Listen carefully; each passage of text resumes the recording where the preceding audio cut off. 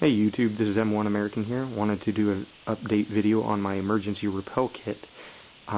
This is sort of an update to my last video, which I showed a very compact kit.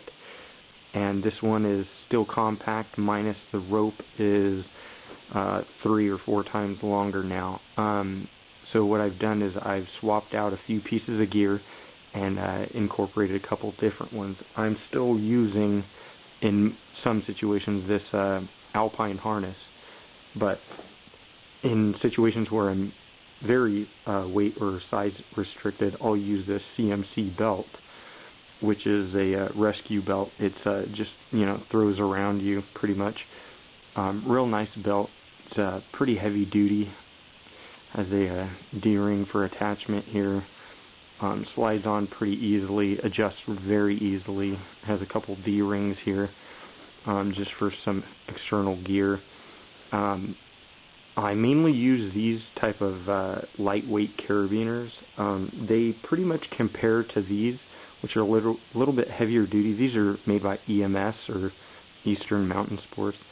But these ones, which are Mad Rock, just in case you guys are curious, they're both 26 KN, so they actually both have the same strength standards.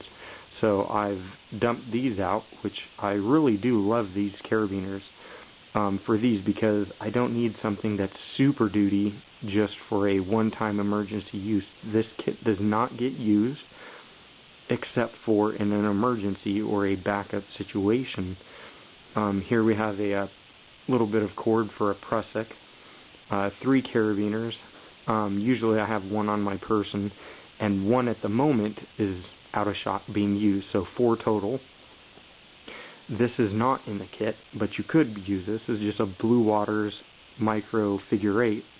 Has the ears on it too to keep the rope from sliding over and creating a knot.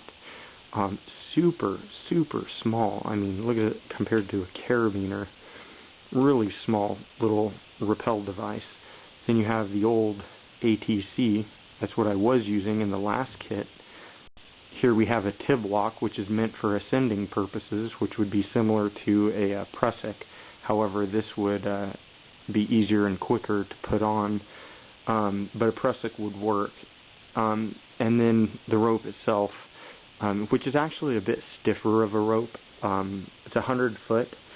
I have a red, this is actually a piece of webbing that the rope goes through. It's tubular webbing, and that's just to keep from abrasion on your anchor. So if you wrap around a tree, or if you have to go over an edge, this red part, which is at the very front of the rope, or at your main knot, where you'll tie into an anchor first and then throw the rest down, just to have it already ready to go. As you can see here, it's just wrapped around it, tied and ready to go. So I'll just clip a carabiner into that, either wrap it around something or whatever I'm going to do.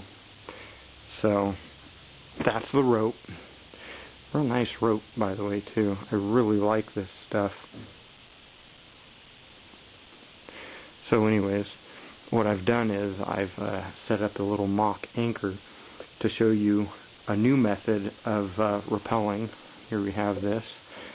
So the rope is actually just looped through the anchor at the top here, so they're actually free running.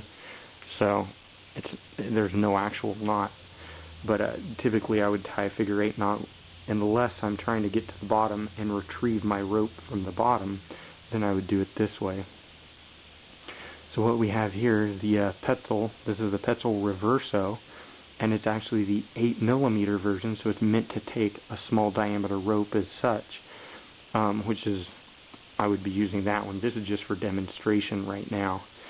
Running a dual rope through it, so you actually get twice as much friction, and it works the same as the ATC, as this is connected to you. This would be your brake hand. As you want, you feed the rope through and you bite it off when you want it to stop. Works pretty good.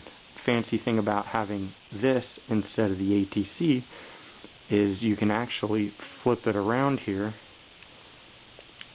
Now clip that into your belt, and what you have now is an ascending device off the same mechanical gear. So now I can pull my slack out and it doesn't give. I can easily just go up, pull my slack out, and now it's ascending, and it's safetying itself or belaying itself. So I'll give you a closer view on this. So see what happens here is I pull down on this, which is connected to me. It smashes the rope into itself, into the device. So it sort of has a camming effect. And then as you want, you'll let loose, sit up, whatever you got to do, pull your slack out, and there you go. And if you want, you can just switch back over by just pulling this through, connecting it to your belt, and now you have a belay system again. So this is now the device I'm using, the Petzl Reverso.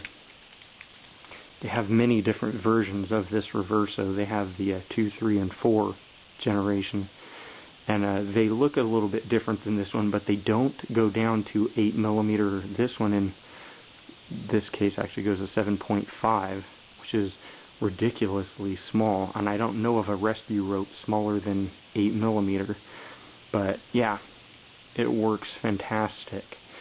So multi-purpose, and you want all your tools to have more than one use, which this one does. So I'm dumping the ATC, and I have now incorporated in this Petzl Reverso instead.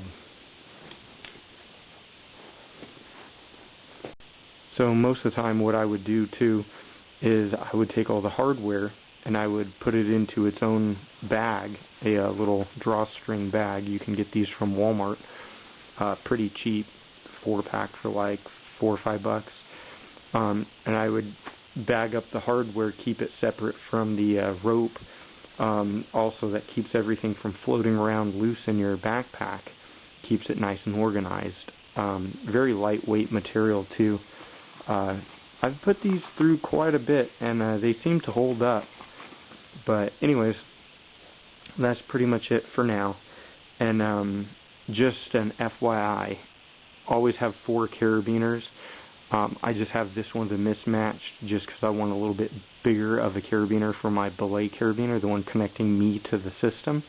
So I use that one. The 4th one's not in here because it's used up out of shot as the makeshift anchor here. But yeah, so there would be 4 carabiners, 1 main line harness or whatever you have going, and then either a pressic or like a tib lock, something on that lines, and a belay device of your choice. So that's pretty much it. Alright, well you guys, be careful, be safe. I'll talk to you later, and get out there and enjoy life. Peace out.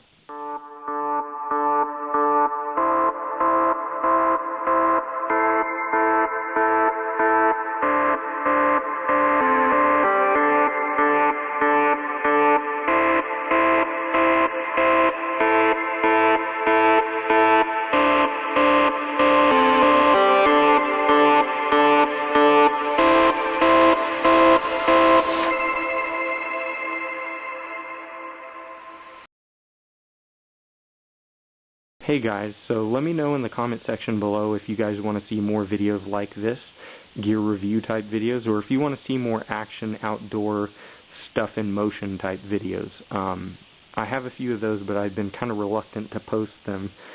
But let me know what you guys want. Do you want the more educational side of it, showing gear, showing the differences and stuff? And we can get in deeper. I'm just not sure what you guys are looking for. So let me know, like this video if you like the gear review type, and if you want to see more action or outdoor, stuff in motion, like I said, leave it in the comment section below what you would like, and I'll review those and we'll try and work on that. Alright, more to come. Stay tuned. See you later.